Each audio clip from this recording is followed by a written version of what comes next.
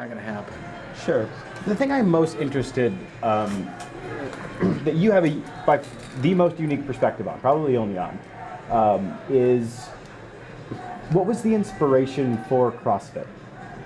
I was a competitive gymnast with a obsessive fascination with bicycles, and I had discovered as a kid, young in my early teens, that I could with dumbbell and barbells get stronger than any other gymnast I knew, and that was a epic moment for me, and so I ended up swinging it with a bunch of gymnasts that won't lift weights and don't ride bikes, people that lift weights that won't do gymnastics or ride bikes, and a coterie of bike riding friends that won't do gymnastics or lift weights. And I knew a fair number of people that were stronger than I was at weights that I did weightlifting with, weight training. Mm-hmm. I knew people that could ride bikes better than I could. I knew people that were better gymnasts than I were. But if you were even slightly better, or even at my skill level at any one of those three, I'd crush you at the other two. Crush you. And so the question kind of comes to a young kid, how fit is this guy? I mean, what is the cost of being marginally a better gymnast than me if you can't ride a bike without passing out, and your weightlifting sucks, you're weaker than my sister? I mean, what price have you paid for this expertise? Mm-hmm. And I had the essence of that moral play, if you will, and it feels that way almost in the physiological world for me. I had the essence of that lesson well ingrained by the time I was 15 years old.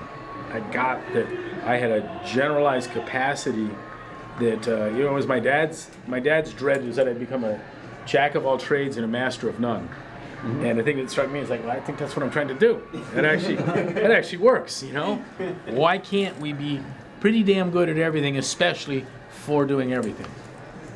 And so if you were better than me, even marginally, at any one of the others, at any one of the three items, I'd crush you at the other three. But even more interesting, we could go do something that none of us had done, like try jiu-jitsu or surf, and I'm going to be even have a more potent advantage there in those things that none of us have done. So again, the question goes, geez, talk about cross training, and therein lies the essence of the CrossFit notion. For me, at the first hearing of a triathlon, bike, run, swim, long, that's not cross training. They have an enormous amount in common physiologically. The movements, the mechanics may be very different, but the metabolic pathways are so fucking identical that you're deluding yourself to think that getting out on your bike, running, and swimming has you well trained. That your breadth of adaptation is anything other than that of a specialist. And I want to roll off on that. But one of the things that struck me that was unique about CrossFit, and this I'm